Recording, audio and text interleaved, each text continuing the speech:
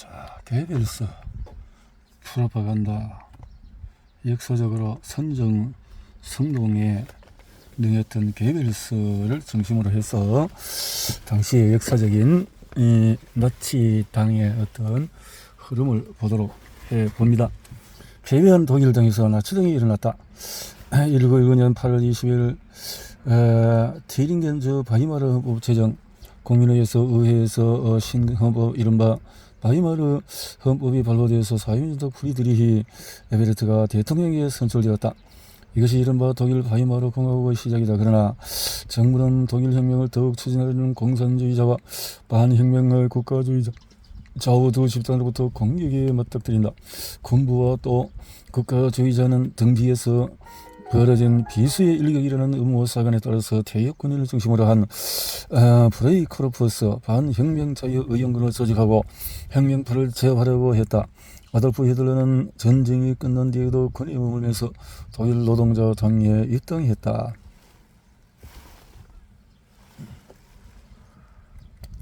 히틀러는 그래서 독일 노동자당은 국가사회주의 독일 노동자당 NSDAP 나치당으로 개명되어 좌우의 2대 얼룩이를 도입해서 독일의 영광을 부흥하겠다고 주장한다. 그리고 이들은 연설의 집회 등을 자주 열었다.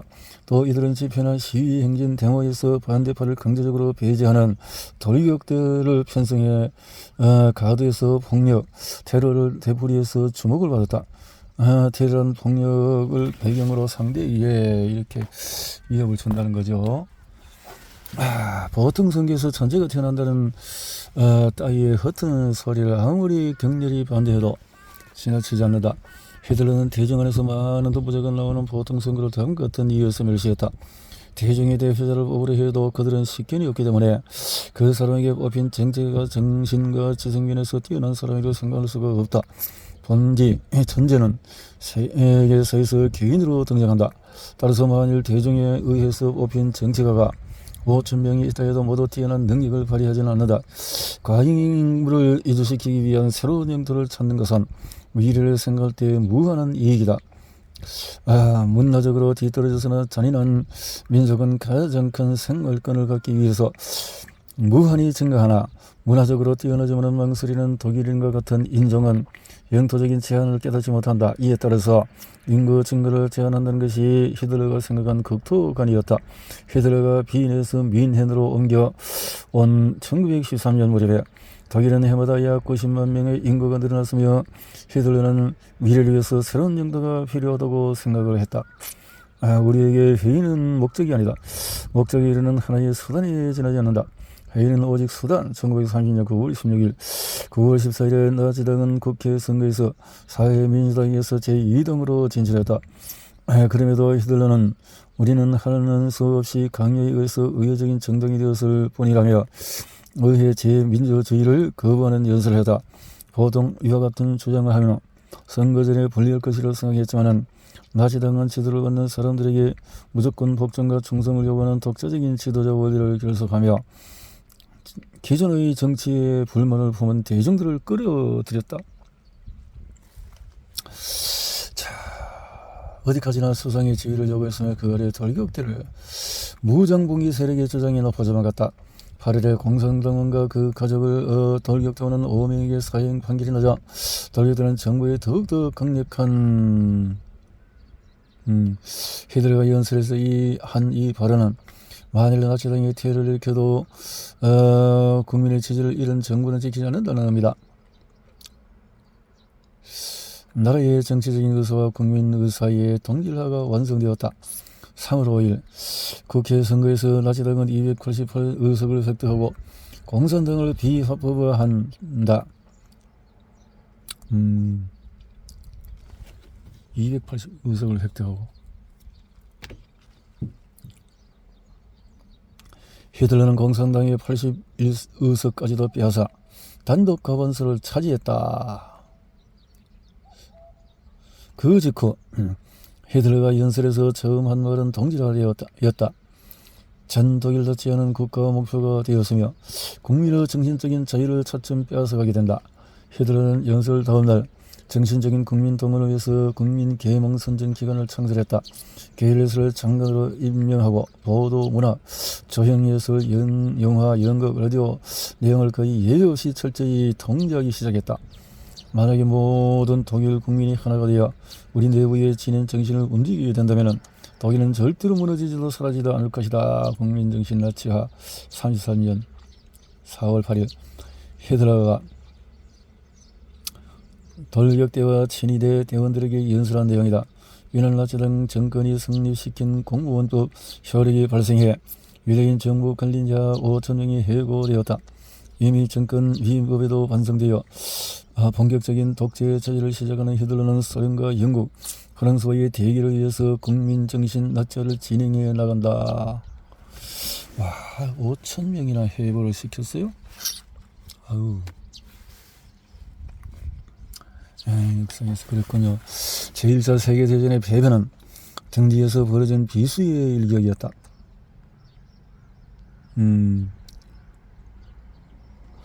19세기 끝 무렵에 유럽, 영국, 독일, 러시아 등의 제국이 영토를 나누어서 차지하고 오스트리아 제국과 헝가리 제국은 프랑스 여체포 일세 아래에 있었다.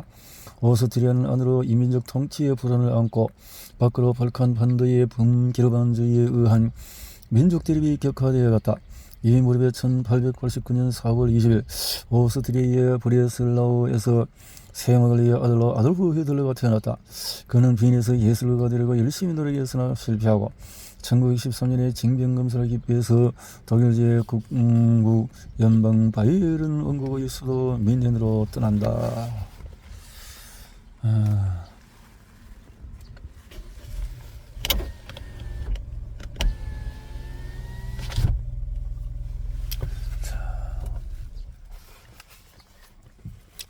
예, 1914년 6월 28일 오스트리아 황제자 프란츠 페르난트 대공부가 오스트리아 보스니아 헤르체고비나 사라예보에서 암살되었다. 이 사라예보 사건을 계기로 오스트리아 제국과 세르비아가 전쟁을 일으킨다. 오스트리아는 독일, 이탈리아와 삼국 동맹에 가입하고 러시아 제국은 같은 슬라브계 민족인 세르비아를 지원하기 위해서 총동원령을 내렸다. 독일 제2제정의 황제 카이저 빌헬름 2세는 동맹국으로서 러시아의 동원 중지를 요청받았는데 받아들이지 않았다. 자, 투쟁. 우리는 이미 외국의 식민지가 되었다. 그것은 우리 스스로가 가장 비굴한 태도를 취하며 자기 자신의 명예를 훼손하면서 까지 적의 식민지를 도왔기 때문이다. 유대인 22년 4월 12일 그랬나요? 이 말은 독일은 이미 유대인들에게 빼앗겼으며 그런 기회를 제공하는 사람들은 공평과 공정을 찬양하는 민주주의 신봉자들이었다는 의미다. 나치즘은 민주주의와 또한 유대인이 만들어낸 것이라고 했겠다. 그 밖에 회의주의, 마르크스주의, 볼셰비즘, 자유주의, 평등주의 그리고 독일 제국을 나락으로 벌어뜨린 제1차 세계대전 등 모든 반독일적인 것을 창조한 자는 유대인이라고 생각을 했다. 사유재산은 스스로 노동을 통한 취득한 것만은 의미한다. 이 말에는 토지를 매각이나 투기의 대상으로 해서는 안 된다는 것을 말하며 그런 이유로 이야기한 것이다. 나치든 강령에는 불로소득 철폐, 기생 지주 타도가 들어가 있는데 이 연설은 유대인이 이권을 독점하고 있다는 주장을 전제로 한다. 히틀러는 본디 독일인이 소유해야 할 국민의 재산인 토지를 유대인에게 빼앗겼으며 그것을 허용하게 한 법률을 반드시 개정해야 하는데 그러기 위해서는 여론을 조작하는 언론에서도 유대인을 처방해야 한다고 말했다. 히틀러 자신도 몇 번이나 실직을 겪었다. 이러한 불안정한 사회에 기댈 수밖에 없는 노동자들은 얼마간의 수입과 무수입 사이에서 흔들리다 끝내 다 포기하고 추락해버렸다. 히틀러 또한 그러한 현실을 한 사람의 노동자로서 체험했다. 손에는 옷과 속옷이 든 트렁크를 들고 마음에는 흔들림이 없는 의지를 품은 채 나는 빈으로 향했다. 빈에서의 시절. 이런 어려움이 있었군요. 아버지의 유산이 어머니의 병원 위로 다 사라지고 히틀러는 고아 연금만으로 살아갈 수 없는 처지가 되었다. 그가 품은 흔들림이 없는 의지란 관리 이외의 무언가가 데려던 의지를 말한다. 1907년 9월 미술대학 입시에서 떨어진 히틀러는 화가보다도 건축가가 자신에게 더 맞다고 생각하며 보조노동자의 화공으로 빈곤한 생활을 하면서 인생관을 키워갔다. 그는 인간을 알게 되면서 공허하며 가진 외부와 내부에 있는 본질을 구별하는 법을 배웠다고 말했다. 우리 발전에 좀 더 나은 기반을 만드는 깊은 사회적인 책임감과 이를 저지하는 계물을 쓰러뜨리려는 굳건한 결의, 대중이 불안정한 생활에 동요해서 세상이 뭐 다 그렇지라고 자포자기하며 추락하는 상황, 이를 타개하기 위해 히틀러는 두 가지가 필요하다고 생각했다. 하나는 지금 있는 세계의 형태를 단순하게 받아들이는 것, 지금 상황을 수정하는 것이 아니라 새롭게 출발해서 이전까지와 전혀 다른 사회를 만드는 것을 뜻한다. 또 다른 하나는 그런 것은 불가능하다며 두려워하고 도전하려 하지 않는 사람들의 저항을 극복하는 결이다. 공무원들은 자신이 주도권을 잡는 것을 무엇보다도 두려워한다. 공무원은 쓸모없다. 히틀러는 융통성이 없는 방식을 싫어해서 아무 궁리도 하지 않는다고 여긴 문간조직보다는 군대를 더욱 선호했다. 본디 갖고 있던 침략 지향적인 성향과 전쟁 실행이 히틀러의 야망에 박차를 가하고 있었다. 군대는 잘못된 명령을 철폐하기보다 현실 상황을 타파하는 것을 우선시해서 업적을 세운 사람은 늘 크게 평가받았기 때문이다. 전쟁에서 승리하면 유럽 대륙을 총치할 수 있게 될지 모르나 대륙은 태양이 떠오르는 곳부터 독일과 완전히 다르기 때문에 무엇이든 해결성만 고집하고 아무것도 생각하지 않는 문관들의 소심함은 비판 대상이었다. 그 누구도 올림픽이 외국에서 신용을 높여주고 독일의 위신을 높여주는 다시 없을 기회라고 하는 것을 생각하지 않았다. 올림픽을 정치 이용. 1942년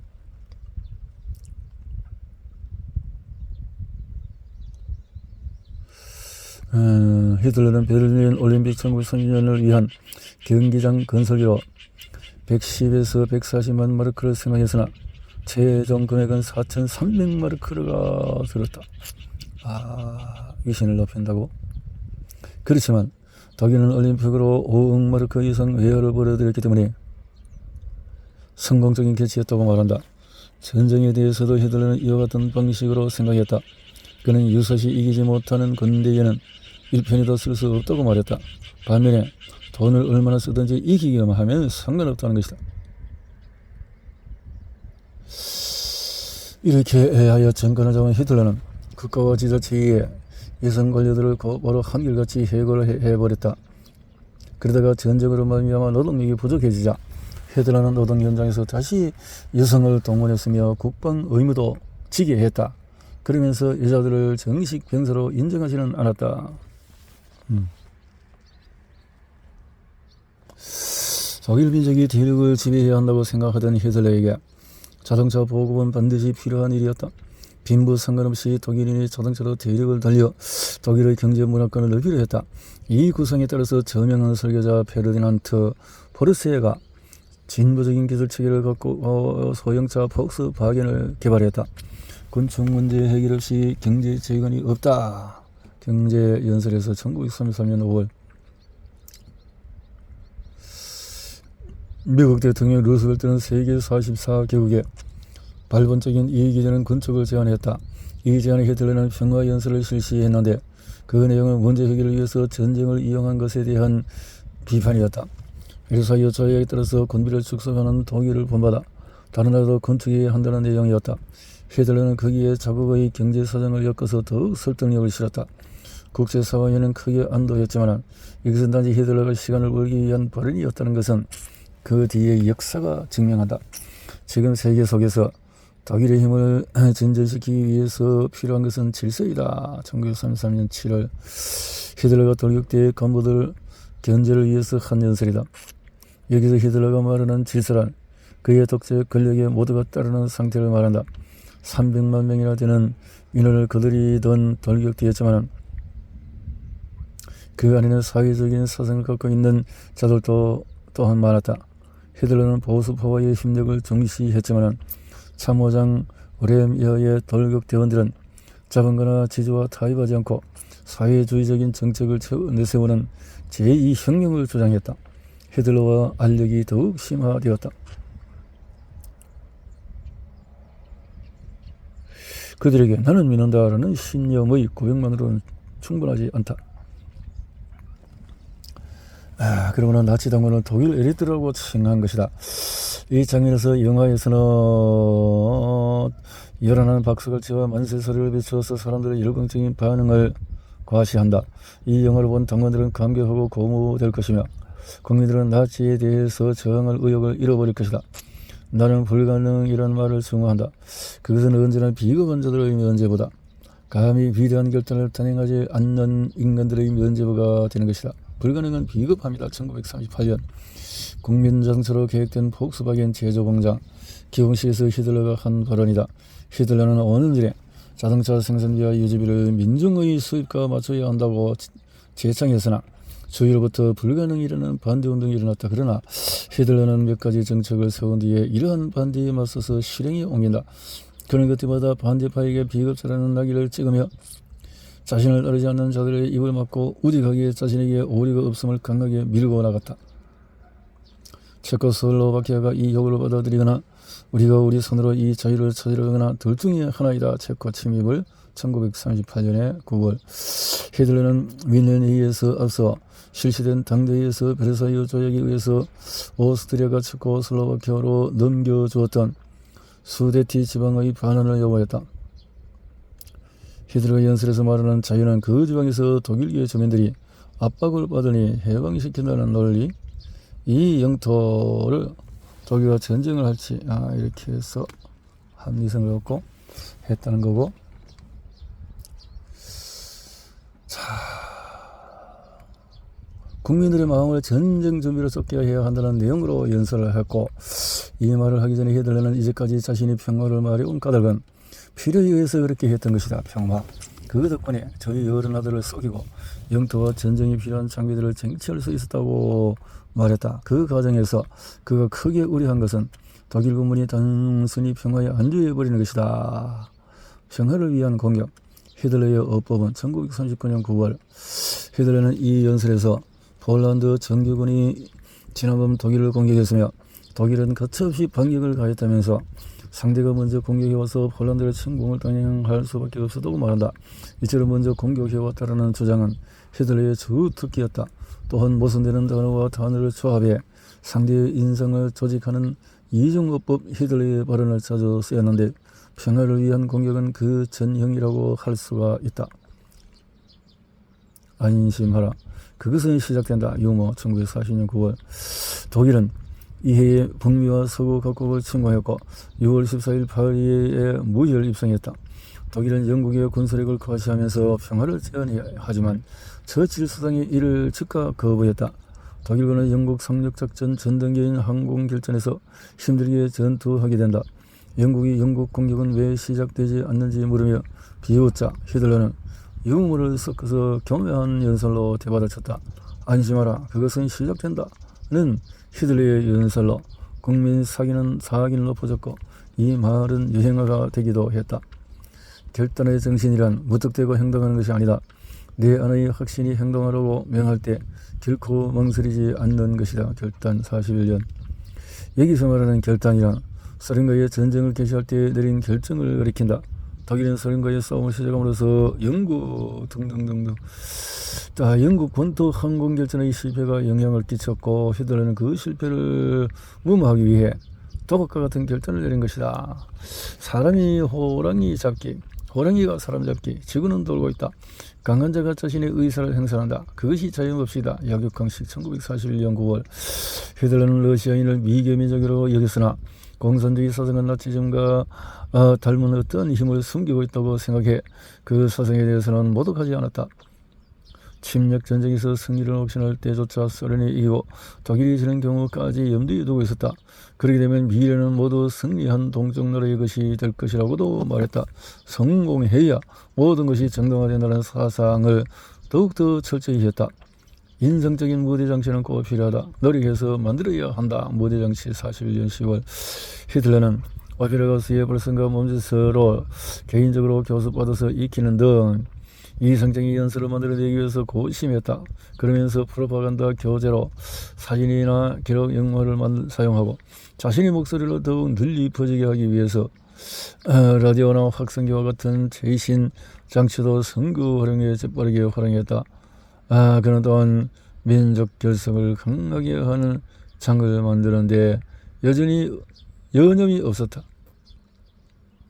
1년에 한 번 대대적으로 당대회나 수학감사제 등을 열면서 프로파간다에 이용을 한다. 국가의 정치적인 단계에서 독립은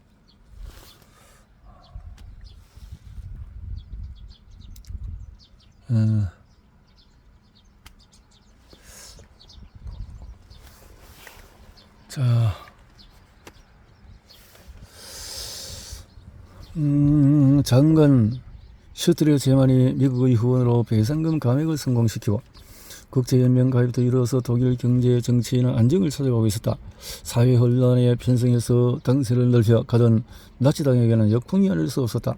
그러나 아직 영토 문제 등 독일 국민의 반발의 씨는 남아 있었으며 히틀러는 그러한 영토들을 언급하며 운동의 사기를 지켜나가고자 했다. 이에서 그래서는 부패한 세계에서 일어나서 신앙을 가르쳤다. 처음에는 모두 그를 비웃었지만은 뒷날 그 신앙은 크나큰 세계적인 운동이 되었다. 공들일 연설 준비 25년 히틀러는 연설하기 며칠 전에 그 구성을 공들여 다듬었다. 예를 들어 12월 연설 내용을 절묘하게 크리스마스와 연결지어 예수의 가르침이 널리 퍼질 때까지의 순환의 과정을 나치당 세력 확장과 과정과 겹치도록 연설했다. 그와 함께 자기 자신을 예수의 빗대므로써 인류의 구세주 이미지를 내세웠다. 히틀러는 유대인과 함께 기독교 또한 증오했지만 예수는 아리아인의 피를 갖고 있다고 굳게 믿었다. 역사상 중대한 사건들처럼 세계에서는 개개의 활동 성과이다. 역사는 결코 다수결의 결과가 아니다. 다수결로 결정하지 말라. 1926년 11월 히틀러는 민족과 세계를 누가 지도해야 하는가라는 문제는 개개인의 자질로 결정되며 어리석은 다수 받아서는 안 된다고 생각했다. 그에게는 다수 결에 붙이는 민주주의의 회의제 또한 누군가의 목적을 이루기 위한 도구에 지나지 않았다. 그리고 그는 독일의 민주주의로 말미암아 명예가 손상되었으며 그 시작은 유대인이라고 생각했다. 베르사유. 히틀러는 국제적 관심이 높아질수록 다른 나라의 언론을 적극적으로 이용해서 국제사회를 위협했다. 사람들은 부르주아 정당에 의한 체제를 바라지 않는다. 단 한 명의 인물이 책임을 지는 것을 바란다. 나치당 약진 31년 30년 나치당은 국회 선거에서 제2당으로 진출하지만 전체 577석 중 겨우 107석을 차지하는 데 그쳤다. 15당 파간한 국회는 합의를 이루지 못하고 독일 정치 경제 위기는 더욱 깊어만 갔다. 그러나 히틀러는 거리낌 없이 자신을 독재적 후보로 내세웠다. 언론과의 인터뷰에서는 대통령 후보가 될 생각은 없다고 말하면서도 단 한 명의 인물이라는 말을 써서 독일을 이끌어갈 사람은 자신이라고 암시했다.